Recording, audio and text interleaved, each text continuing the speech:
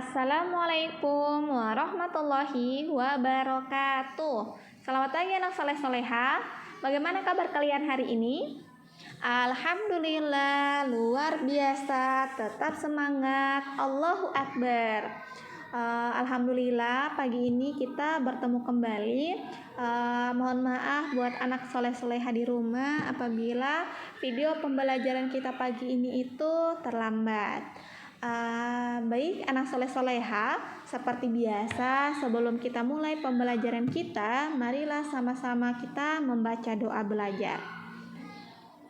A'udzubillahi minasyaitonirrajim. Bismillahirrahmanirrahim. Rabbi zidni ilman warzuqni fahman. Ya Allah, limpahkanlah kepadaku ilmu dan pemahaman yang baik. Amin. Baik, anak soleh soleha. Pagi ini kita akan belajar kembali tema 9 dengan judul Kayanya Negeriku. Subtema 2, pemanfaatan kekayaan alam di Indonesia, muatan pelajaran PKN. Jadi pagi ini kita belajar PKN ya, anak soleh soleha. Tujuan pembelajaran kita pagi ini itu yang pertama, melalui penjelasan guru, siswa mampu menjelaskan kewajiban dan hak warga masyarakat dalam kehidupan sehari-hari dengan tepat. Yang kedua, melalui penjelasan guru, siswa mampu mengidentifikasi pelaksanaan kewajiban dan hak sebagai warga masyarakat dalam kehidupan sehari-hari dengan tepat. Pembahasan kita yang pertama yaitu menjelaskan hak dan kewajiban terhadap lingkungan dan negara. Rasa cinta tanah air dapat diwujudkan dalam pelaksanaan hak dan kewajiban terhadap lingkungan. Pelaksanaan hak dan kewajiban harus seimbang agar kelestarian lingkungan tetap terjaga.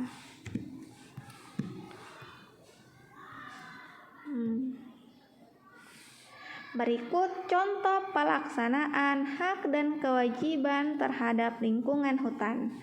Yang pertama, memanfaatkan sumber daya alam sesuai kebutuhan. Yang kedua, menggunakan sumber daya alam alternatif. Yang ketiga, melakukan penanaman kembali hutan gundul. Dan yang keempat, menerapkan sistem tebang pilih.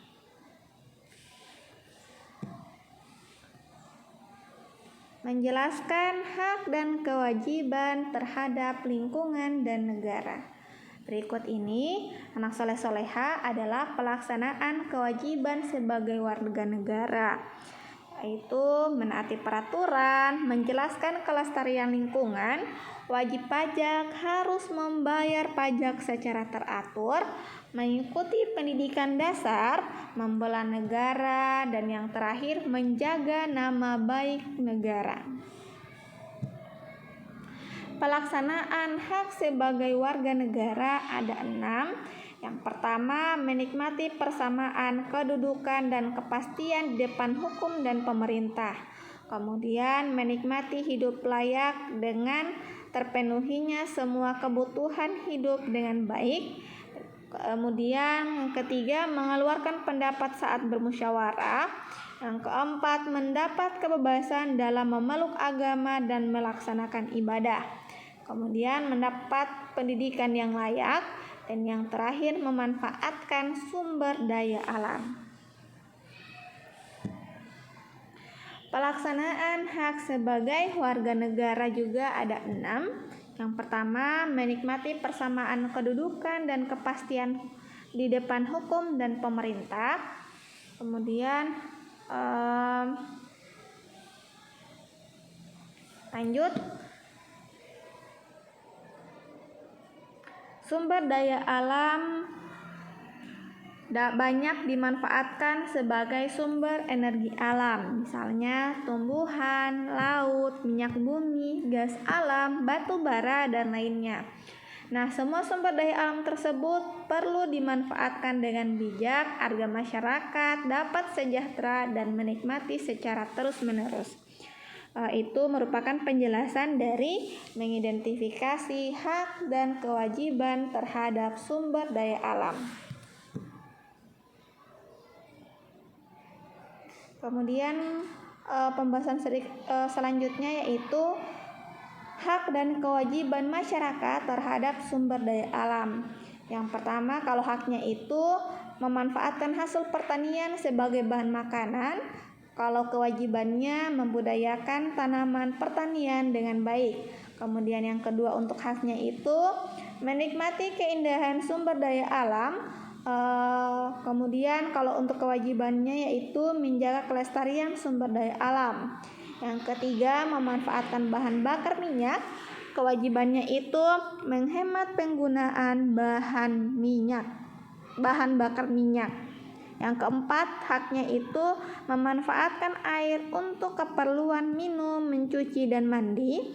Kalau untuk kewajibannya itu menjaga sumber-sumber air dari pencemaran limbah dan sampah.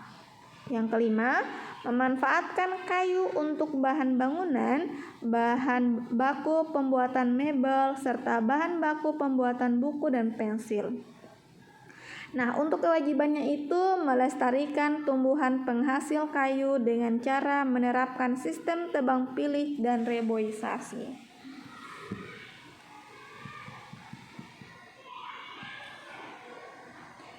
Menjelaskan kerjasama dalam melaksanakan kewajiban menjaga kelestarian sumber daya alam.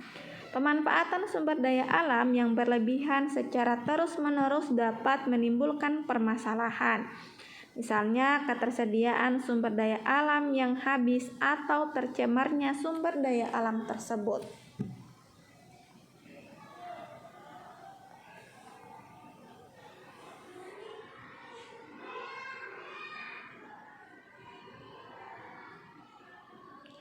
Oleh karena itu, anak soleh-soleha, baik antara masyarakat dengan pemerintah perlu bekerja sama dalam melaksanakan kewajiban. Nah, tujuannya agar sumber daya alam tetap lestari.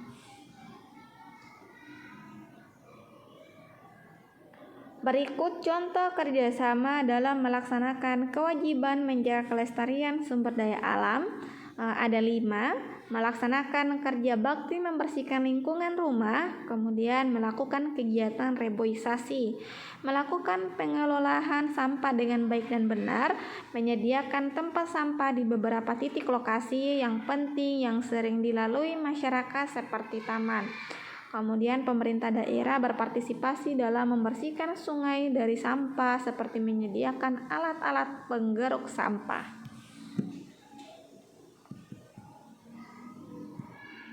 Banyak kegiatan yang menggunakan air, misalnya mencuci, mandi, mengepel, dan minum. Nah, hal tersebut merupakan hak masyarakat dalam memanfaatkan air. Selain hak, masyarakat juga memiliki kewajiban untuk tetap melestarikan ketersediaan air bersih.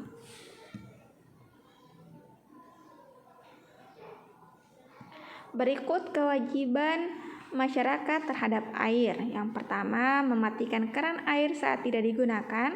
Kemudian yang kedua, menanam pohon di pekarangan rumah. Yang ketiga, tidak membuang sampah di selokan. Keempat, mandi atau mencuci pakaian dengan air yang cukup dan tidak menebang pohon yang dapat mengganggu kelestarian air. Banyak kegiatan yang menggunakan air minum. Lanjut.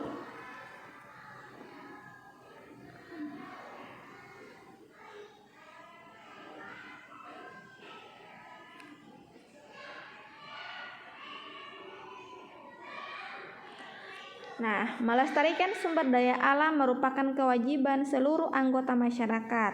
Hal ini wajib dilaksanakan bersama-sama dan saling menunjukkan sikap persatuan dan kesatuan. Dengan demikian, sumber daya alam tetap lestari dan bisa dimanfaatkan. Anak soleh-soleha, itulah materi pembelajaran kita pada PKN pagi ini. Semoga anak soleh-soleha dapat memahami, dapat mengerti apa yang Ustazah jelaskan. Sekarang kita masuk di pemberian tugas. Tugas anak soleh-soleha itu kerjakanlah tugas yang ada di buku siswa pada halaman 64 ya. Nanti dicek kembali buku siswanya di rumah. Baik, anak soleh-soleha, itulah yang dapat kita pelajari pada pagi hari ini menjelang siang. Semoga dapat bermanfaat. Ustazah akhiri dengan ucapan wabillahi taufiq wal hidayah. Wassalamualaikum warahmatullahi wabarakatuh.